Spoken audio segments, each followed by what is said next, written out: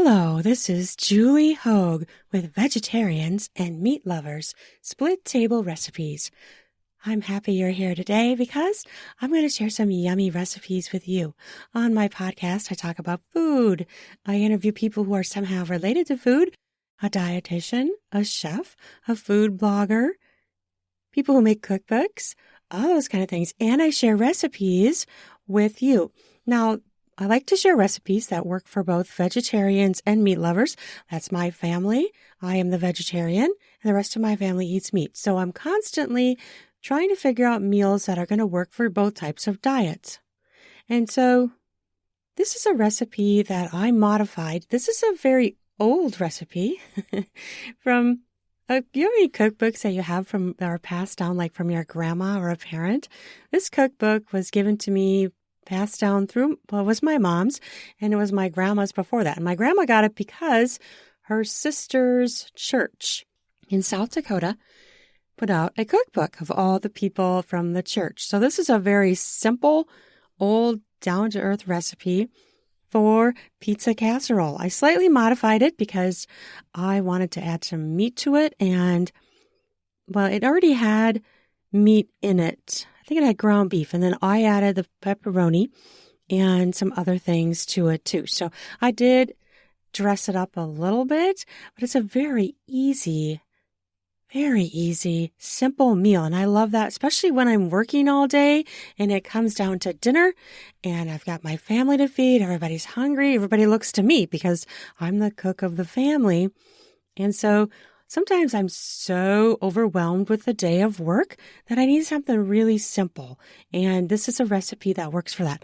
And I'm also going to share a spring mix green salad recipe with balsamic, fresh mozzarella, and pepitas. This recipe is on my website, juliehoguewriter.com, and it's so good. It's one of my favorite salad recipes. You do have to eat it right after you make it, and it isn't so good leftovers. So it's one you want to eat all in one sitting. It gets really, really limp if you let it sit and try to have it as a leftover. It doesn't work quite as well, but it's really good. Don't forget to check out the Instacart deals down in the podcast show notes, and I will mention that at the end too to remind you it's a great way to get things to your house easily without you having to leave. And they have a deal down there too, so check that out. Okay, so it was my birthday yesterday. I was going to record this yesterday, but I decided I wanted to write on my birthday because I love to write. So this episode is coming out today instead of yesterday. And I'm writing a new book under another name. I write under a pen name as well. So I'm really excited about that. I never get tired of writing and creating content. It's always so much fun for me. I just can't get enough of it. And it's fun for me. It's like you know how people like don't want to do something or that's work for them or they feel obligated to do it. This is fun for me and I really enjoy it. Like I can sit down and write 4,000 words in a morning. That's how I just can keep going. I don't usually run out of time. Oops, scratch that. I do run out of time. I don't run out of ideas is what I meant. I run out of time and I have to stop writing to do something else. So I have written multiple books and multiple articles, and it's so much fun. I've created so much content. Sometimes I blow my own brain up about it. Anyway, get back to what this podcast is about. And we're going to talk about the spring mix green salad recipe with balsamic, fresh mozzarella, and pepitas. What are pepitas? They're pumpkin seeds, and you can find them usually in the deli. And this is just such a delicious recipe. I fed this to some friends once and they just loved it. I love it. I love to serve it to my family. It combines 3 types of lettuce from the spring mix greens mixture. Then you add tomatoes and avocado. It's super easy to make too. So both of these recipes are super easy to make and they're really good. And I like to have, kind of salad or something with a kind of pizza casserole just because it gives you more vegetables, more well-rounded meal. It's good. It's really good. And this is a kind of pretty looking salad too. I just adore this tasty salad. It adds healthy and flavorful side dish to any meal. I do like to eat it outside. So it's a great spring one too. If you're eating outside, if it's warm enough to eat outside, that is. In Minnesota right now, it's freezing. We just had a warm up and now it's like winter again, and it's going to warm up again, but it's so hard to go through this, it's just kidding. It's not spring kind of a thing where it gets cold, and it even snowed today. Like, what happened to our 80 degrees? Now we got like snow again. It's terrible. One day you'll get like 80 degrees, the next day you'll get 40. It's like there's so much change in Minnesota. It's just absolutely crazy. Okay, I love this salad too because as a vegetarian, it has some protein and the cheese and the pepitas. So I'm going to read this recipe right off my website. You have the jump to recipe little handy dandy button where you can tap it and you don't have to read all the text if you don't want. It takes you right to the recipe. Such a lovely little thing that someone has created for websites. Okay, so what do you need? You need 4 cups of spring mixed greens, baby lettuce, baby greens, and radicchio. And I know there's different spring mixes out there. They may not all be the same. I'm not really sure about that, but any kind of spring mix will probably work. Then you need 1/3 cup pepitas, roasted and salted. I like that roasted and salted aspect. 1 cup of fresh mozzarella pearls. Now, those are the little fresh mozzarellas that are like small. They're called pearls because they're little. They're little bite-sized ones. I know you've probably seen like the big ball of mozzarella, or there's like a log of fresh mozzarella that's like sliced. This is a little balls. And if you can't find it, you probably could just use the big one and just chop it up or whatever. That would work too. You need 1 ripe avocado and 3/4 cup tomato cut up, and 1.5 tablespoons of balsamic vinegar, 2 tablespoons of olive oil. How do you make it? So easy. So easy. Peel and dice the avocado. Dice the tomato for 3/4 cup. Combine with 4 cups of the spring mixed greens, 1/3 cup pepitas, and 1 cup fresh mozzarella pearls cheese. Toss. Next, you prepare the dressing. 1.5 tablespoons balsamic vinegar, and 2 tablespoons olive oil. Stir. Pour over salad and toss again to coat. Serve immediately. This salad is best when eaten just after prepared. So that's it. That's how easy it is. Isn't that crazy? It's so good. And when you mix it, if the avocado is ripe, it kind of like blends in with the dressing and just kind of coats everything. So you get avocado like kind of all over all of it. And that's why it's better to use a ripe one so that it does mash like that and kind of mix like that. Otherwise, you're just going to wind up with chunks of avocado, which you could do, but that's not really how the recipe was created, what it was meant for. So it really is better if you have the ripe avocado. And I just love the lettuce. It's a great way to eat lettuce. So it gets coated with the avocado and the balsamic vinegar and the olive oil. I love balsamic. It's so good. And you just get those nice red tomatoes and the white cheese, and then you get the tan from the pumpkin seeds. So it's so good. You could try different flavors of pumpkin seeds too. I've seen pepitas like honey roasted. Those are pretty good too. So check that out at juliehochreiter.com. You can print it right from my website also. So very, very easy. And now we'll get into the pizza casserole. I love pizza. It was my birthday yesterday, like I said, and I had pizza. So I had pizza on the brain, and this morning I woke up and I'm like, what am I going to do? Because sometimes I don't plan things ahead of time. I'm kind of fly by the seat of my pants kind of a person. And I wake up, I'm like, okay, what am I going to do? And then I do it. Kind of drives my husband crazy because I'm not much of a planner. I mean, sometimes I plan, but sometimes I'm flying by the seat of my pants, and I'll decide right before I'm going to do something what I'm going to do. So, I don't mind being put on the spot, obviously. So we had pizza last night, and I had some wine from Trader Joe's. My husband created a really cool little basket with stuff in it from Trader Joe's. Different cheeses, some crackers, cauliflower crackers, and some hummus. And then he put 2 bottles of wine in there too. So that was really fun. And it was great. We had some of the cheese before the pizza came. Enjoyed the pizza, and I had the Trader Joe's red wine. It was really good. I had never had it before, and it was really delicious. So if you're anywhere near Trader Joe's, check that out. They have such a fun store. So many different specialty things and unusual things. It's really fun, and their wine is really good. It's actually a Trader Joe's actual wine with their name on the label. So check it out. If you've never been there, you should check it out. I urge you to go. It's fun. They have so many different things. It's just very specialty and fun. Fun little store. And no, I'm not affiliated with them or anything. I just like it. I'm in Minnesota, and it's a store that's not too far from me. And the closest one, I think, is in like Roseville, I think is where it is. Shoreview, maybe. I'm not really sure. But they have several around the Twin Cities, I believe. So check them out. Okay, pizza casserole time. So this is a really simple recipe. Oh, I just love simple recipes. I don't know about you, but life's overwhelming. Sometimes I just want a simple meal. I need a simple thing that's good. And I don't always want to, sometimes I will do frozen meals or something that I already prepared, but I'd rather do homemade, less preservatives, just more healthy. And honestly, my family just really likes, not that they don't like frozen things, they do like it, but they just like the homemade stuff better. And I don't blame them because it's good, but it's hard to always be creating these big, amazing meals. And if you're the meal planner in your house, you know what I'm talking about. It's like an extra layer of, oh, I have to do this. It's can be an extra layer of stress. What am I going to feed my family this week? Okay, you got to sit down, and I've become a better planner in this way, talking about being a planner, planning out my meals a little bit better or my grocery list. And so then I'm not relying so much on like frozen things like frozen chicken tenders and stuff like that, which my family does like. But, you know, this is one meal that it's so easy to do that my brain can easily go there. And the recipes the ingredients aren't hard to remember. So if I'm in the store and I'm like, what am I going to make?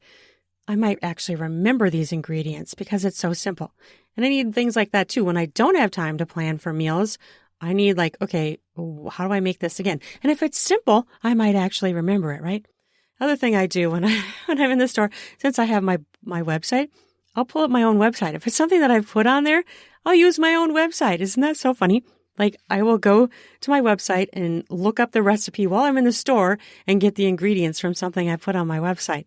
It's kind of handy, right? It's like my own little personal spot where I have my recipes online easily accessible for myself. So talking about using your website for yourself, I do that.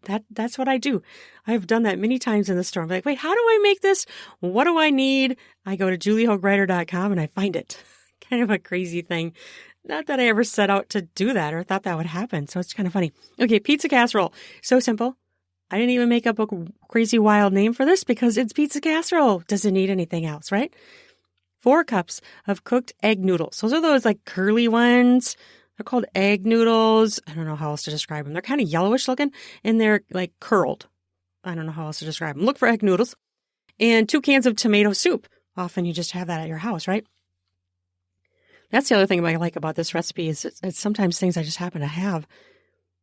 2 teaspoons ground oregano, 1 teaspoon salt, 1 tablespoon olive oil, 2/3 cup diced onion, 2 teaspoons minced garlic, like from the jar. I love that stuff. It's so easy to use. 1 pound of ground beef, 2 cups shredded mozzarella cheese, 1/2 cup shaved Parmesan cheese. Now, I like this shaved one because it's like big and chunky. 1 teaspoon Italian seasoning and 1/2 cup pepperoni. I recently just noticed that I purchased an Italian seasoning bottle, and I always thought it was standard what they put in Italian seasoning bottles. It's not. This particular one that I bought, only had three different herbs in it, dried herbs. And I was like, wait, the last one I had like 5. So that's kind of like annoying to me that they call it all Italian seasoning. You kind of expect it to be standard, and then it's not. So anyways, if you've never noticed that, check it out sometime. They'll call it Italian seasoning, but it'll have different herbs in it. It's not standard. So something I had never noticed before. I just would grab Italian seasoning, and I mean, it's still going to taste good, obviously, right? Because it's Italian seasoning, but I wish it was like consistent. Using it as a recipe, it'd be nice if it was consistent across brands. But they ain't getting together. Again, I'll put this all down in the podcast show notes so that you can easily look at it and see it instead of having to listen to this long thing, hearing me talk. That's why I put the recipes down there, because I don't want you to have to like re-listen to this if you don't want to. If you want to get to the recipe, talking about getting the recipes easily, you could go to the podcast. Say you're in the store and you're like, how do I make this? What do I need again? You could go to my podcast and it would be down in the show notes for you. This is why I do it, It's convenient for you. It's convenient for me. It's just better because otherwise you got to sit and listen to me jabber on and on and on and get the recipe. No. I would like it for it to be readily available to you. Okay. So you're going to cook those noodles. Obviously, you're not going to leave them crunchy. That's a weird thing. Although, have you ever tried those? That makes me think of those lasagna noodles that you can do that with, where you just put them right in the lasagna and no cook. Those are kind of genius. I like those. Okay, so cook those noodles according to the package directions and combine the tomato soup and oregano and salt and stir. You're going to take those onions and put them in the pan with olive oil. Obviously, heat the oil up first, and you're going to cook them until tender. And then you're going to, I just use the same pan. I scoop out the onions, and then I put the ground beef right back in that same pan. Why wash it? It's just a little bit of olive oil, right? And I just brown the ground beef.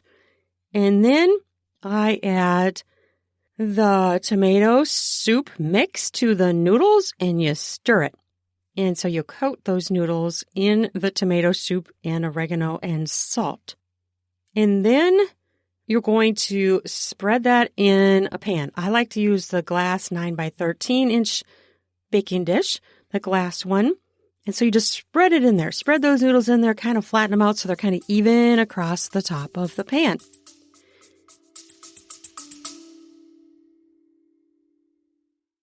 Instacart, groceries delivered in as little as 1 hour. Free delivery on your first order, $35. Save yourself that trip to the market. Instacart delivers groceries in as fast as 1 hour. They connect you with personal shoppers in your area to shop and deliver groceries from your favorite stores. Free delivery on your very first order over $35. Following the link in the show notes lets Instacart know we sent you and help support our show. Multiple stores available. Shop all of your favorites on a single order. The products you love from your local stores. Hand-selected by shoppers based on your preferences. Delivery to your door in as fast as 1 hour. Instacart highlights deals to help you save money. Don't we all want that? Find everything you usually buy and get smart suggestions for new items. Instacart picks the freshest produce and keeps your eggs safe too. Woohoo! Those are things I want. Try it out today. You will love it. And then you're going to sprinkle those onions. I mean, you could, the other way I've done this before too is taking those onions and mix them in when you stir. So you could do two different things. You could sprinkle them over the top. I think that's how I did it the last time. Or you could mix them in and stir them up with the noodles and the tomato soup mixture. Either way works. And so then you're going to add your pepperoni and ground beef to 1/2 or 3/4 of the pan. You're making a hybrid dish here for people who want meat and people who don't. That's my family. That's what I do. That's what I'm talking about. It's an easy way to do it. It's just like a pizza, half pepperoni, half sausage, whatever you want to do. So depending on how many people are home, if my son is home from college, all 4 of them are going to be eating meat, I will do 3/4 of the pan. And then I will leave myself the little 1/4 of the pan with just cheese. So easy to do. 1 dish, 1 recipe, 2 diets, which is what my cookbook is about. 1 dish, 2 diets, which you can find on Amazon if you want to get my book. Okay. So then you're going to top it with the mozzarella and the Parmesan cheese, that lovely shaved Parmesan cheese. I love that stuff. It's so good. And so you sprinkle that across. So you're just going to evenly sprinkle that across the whole pan. If you want more cheese heavy on the cheese side, like where there's no meat, then just make it heavier over there. I have done that before just to give myself a little more protein because they're going to have the meat on their side. But you don't have to. That's up to you. And then you're going to sprinkle the Italian seasoning on top and bake it for 30 minutes at 350 degrees. That's it. That's literally all you do. It's so easy. Gosh, I just can't get over how nice it is to have these easy recipes. It's super important in our busy lives to have these easy recipes that are good instead of always like taking something frozen. And not only that, I feel like the frozen things, they're good, like frozen lasagna or something. They're good. But they also cost a lot and they may have preservatives in them. And fresh is just so good, right? It's just so lovely. Although sometimes I'm so busy, I do need a frozen lasagna or something that's already pre-made. Those things are fine, but it's nice to be able to do something easy that's homemade, made from scratch. I love this recipe because it uses tomato soup. Like, say I don't have pizza sauce. I mean, you probably could make this with pizza sauce too. I've never done that, but I bet that would be good. But say you don't have any pizza sauce. What are you going to do? I mean, this is such a brilliant little thing someone thought of, obviously, years and years and years ago, is to use tomato soup. I don't know that I would have thought of that. And then adding oregano to it to give it that pizza flavor. Perfect idea. This was a fun episode for me to do, and I hope you had a great Easter. This is coming the weekend after Easter. And, I know what I need to do on here. I found a new recipe that actually I modified too for cheesy potatoes. I should do that next time on the podcast. It's so good. It's so simple. How my family just loved it. I don't know. I love gourmet, right? I love gourmet, but I really love simple, easy, good meals too, because that's what I need. That's what my cookbook is about too, is simple, easy meals. It doesn't have to be complex to be good. It doesn't always fit our lives to be super complex. Sometimes we're so busy, especially if you have kids that are in sports or whatnot. You know, your evenings are busy. If you're running off to practice, you're running off to games, you need something easy, something quick. And this is also one of those meals now that's good leftover. The pizza casserole is, not the salad. Don't try to do the salad leftover. It's going to be just kind of mush. The lettuce is just going to get, really limp and just soggier. So that when you want to eat fresh, make it and eat it all within the same short amount of time. So like make it right before you're going to eat. But this pizza casserole is a great leftover item, and leftovers are good. I know some people don't like leftovers, but for me, it's so nice when I'm working to be like, okay, I just got to warm this up. Something good, something easy, something ready. It's just so simple, easy, and then I feel like I'm not wasting food. I'm not throwing things away. So it's just, I love the meals too, where you can heat up something and it's good leftover. And often these pasta meals, these pasta dishes where you bake them, they are good leftover, just as good leftover as they were the first time. So it's a great option. Same thing with quiches. I love that too, because quiches are often as good or better when they're heated up. So I have a quiche cookbook if you ever want to check that out as well. American Midwest Cooking Quiches. That's it's a little cookbook. It's fun though. It's all different quiches in different ways. Egg dishes, which is important to someone who is a lacto-ovo vegetarian like myself, and feeding my family too, because we are an egg-eating family. We are. And my family loves eggs. So to me, a quiche is a great meal. It can be done for breakfast, lunch, or dinner. Great options. And the pizza casserole, too, can be a lunch or a dinner. And I can say I've never had pizza casserole for breakfast, but I don't see why you couldn't. Think outside the box, right? It's not a big deal to do different things. You should try different things. And so much fun. Well, thank you again for listening to my podcast. I hope you're enjoying it.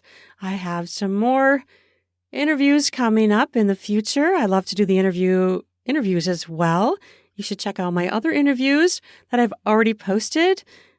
It's just really fun to talk to people. I love talking to other people that like to create food, have a passion for food, and like to create things for the world that help us all eat better, have yummy food, and just enjoy life.